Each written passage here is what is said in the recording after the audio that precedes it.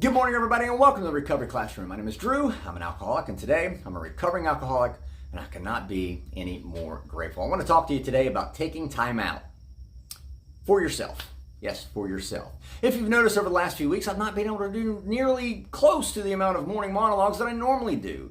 Hell, I think I've done like one in the last 2 weeks. And if I'm being honest, that's because I needed to take time for me. See, when I came back into the rooms of recovery and I started working my program, there was an implied acceptance of responsibility. There was an implied acceptance of meeting certain obligations, of doing certain things, of becoming a normal, functioning adult. After all, isn't that why we're getting clean and sober in the first place? Is to get back to something that seems like a semi-normal life? We gotta learn how to live, right? And so it's easy. It's incredibly easy. And I don't care if you got 3 months or 3 years or 30 years. It's easy for, sometimes it feels like it's getting overwhelming for us. Sometimes it feels like it's just, caving in, and our schedules are hectic, and we got kids and jobs and other responsibilities we got to take care of. It's easy to get overwhelmed. And again, this is not specific to just the newcomers. This can occur, even with lengthy periods of sobriety under your belt.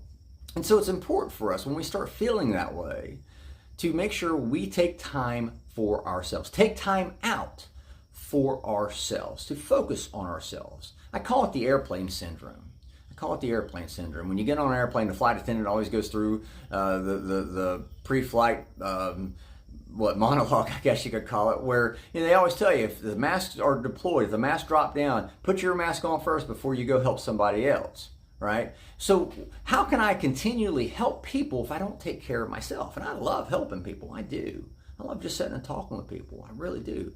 But if I'm not on a solid spiritual footing, if I'm not taking care of me, how in the blue hell can I possibly take care and help somebody else? I just can't do it. And that's another thing I want to talk about as far as taking time out. Taking time out.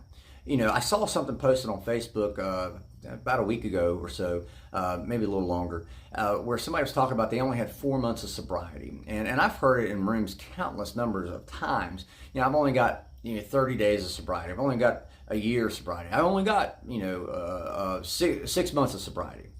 I only got 24 hours of sobriety.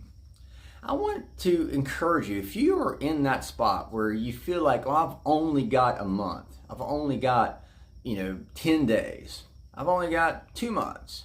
If you're thinking like that, I want you to stop. And I want you to take time out of that sentence. I've only got today. I've only got today. I've only gotten sober. In other words, I'm just getting started. I'm just getting started. Take that time out of your sentence and remind yourself, just like Eric says it all the time in the crosstalk meetings, nobody has lived on August 28th, 2024 before. No one's lived today, ever before. We're all equal. All right, I've never lived this day today. You've never lived this day. And Eric does a lot better job of explaining this, by the way, than I do. But he's right. Take time out of, I've only got 30 days. Well, guess what? You still have experience. Sure, you may not have all of the experiences that somebody with 10 years of sobriety or 30 years of sobriety may have, but you still have your own experience to share. And that's a critical thing. The time you think is only just 30 days could be just enough experience to help somebody else. In other words, you never know who needs to hear what it is you might have to say, what it is you might have to share, what experiences you can pass on to somebody else. So don't sell yourself short. After all, today is all that matters. It doesn't matter if I got 3 years or 3 months or 3 days. That doesn't matter. What does matter is, hell, I'm sober today and I've never lived today ever before. I want to make sure I'm not going to screw this one up. So I hope that gives you a little bit of encouragement. Definitely what we're after. Just take the time out of that statement and be sure to take time out for your own well-being as well. It's vitally important, and it's how we are able to maximize our service to others and helping others. So with that being said, I'll let you guys go. Thank you guys for letting me come in and share 5 to 10 minutes of your day with you. this. You guys absolutely keep me sober, and I cannot be more appreciative. If there's a topic you'd like to hear discussed, feel free to drop it in an email to me, Drew, D-R-E-W, at recoveryclassroom.org. We'll take a look at it and see what we can do. And again, thank you guys for reaching out and just asking about me. I am going to try to get myself back into a regular cadence of doing these morning monologues here on the Recovery Classroom. So we'll be talking again soon. Remember, guys, you can't get drunk if you don't take that first drink.